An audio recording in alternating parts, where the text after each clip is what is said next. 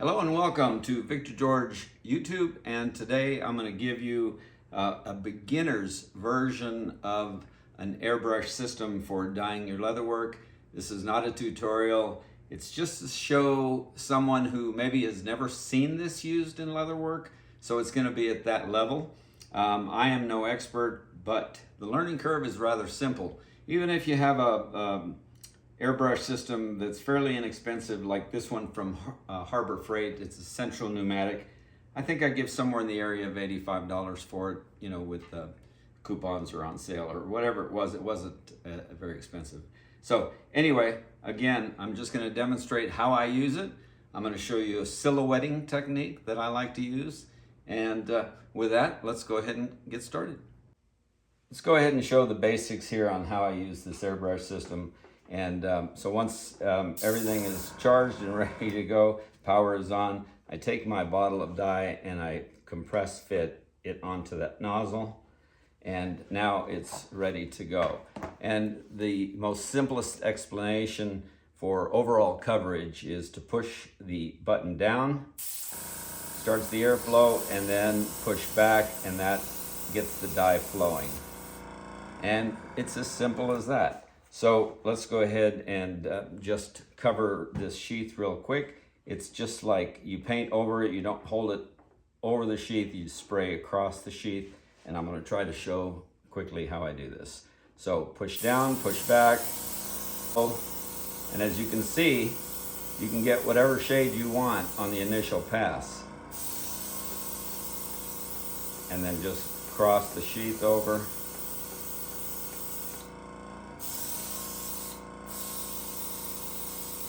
You go from each side. What I like about the airbrush system is I can dye it all after I'm done. Now I'm going to go for a little darker shade, and I'm just going to keep doing this until I get the shade that I want.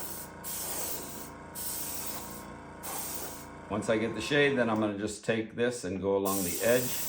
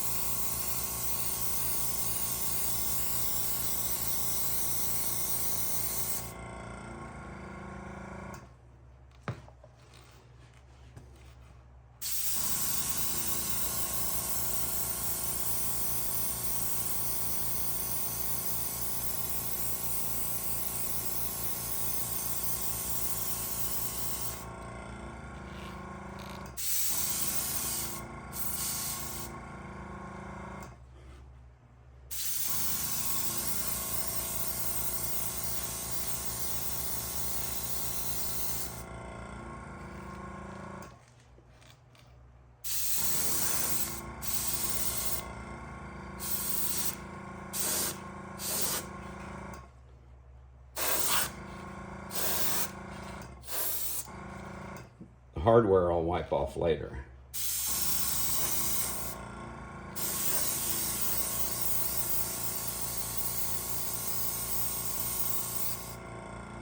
Just trying to get an even coverage the first time. Again, I'm no expert. I haven't been using an airbrush very long. Been doing dye work for 40 plus years, and first airbrush, and I'm telling you, it's wonderful. And I like dyeing after I'm all done for some reason.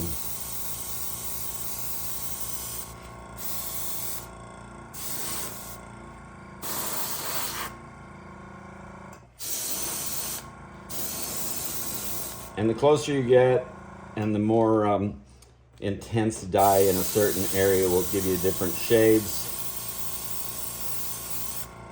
The little strap on the back of the belt loop is just for added rigidity for that strap that was a little loose in my opinion.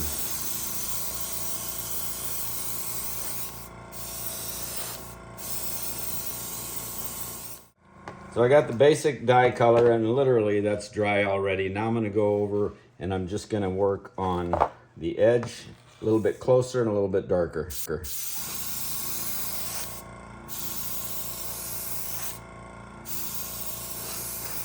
Same dye. You can use a darker one if you want a little bit more contrast. But for me, this gives me everything that I need. And you can just keep doing this until you get it to where you want it.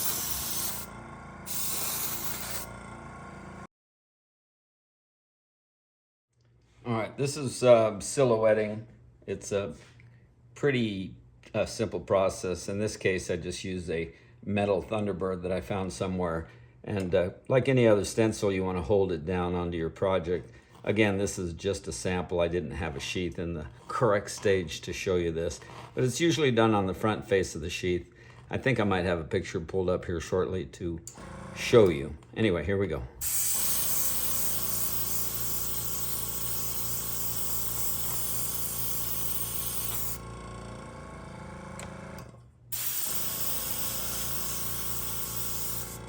So the base of the sheath would be a lighter color, obviously. The color choices are yours to play with. And then that's pretty much it. And then that gives you a silhouette.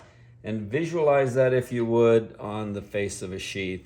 And it's actually a very nice little technique. Take your time, do it right. And there was a little practice piece I did. Anyway, you can do better than that. But that's the concept. Remove the dye source, and then I take another bottle with rubbing alcohol, and then I just spray.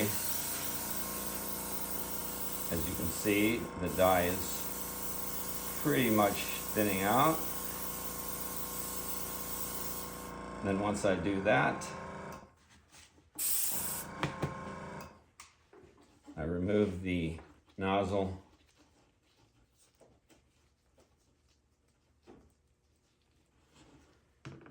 and I stick it into a vat with some rubbing alcohol. Let it soak in there for a few. This may not be the right way to do it. Follow the instructions. But I let it sit in there for a little bit, and then if I need to do another project, I just drip dry that, wipe it down, and start again. If I'm all done, then I take it apart and I clean the individual pieces per instructions. That, my friends, is it in a nutshell. It really is very simple, and you just can't replicate this with a dauber at all. It just takes too much dye. So hope you enjoyed this quick little intro. Get yourself one and practice with it, and you'll be absolutely amazed at how you should have done this a long time ago. All right, I hope you enjoyed. Thank you.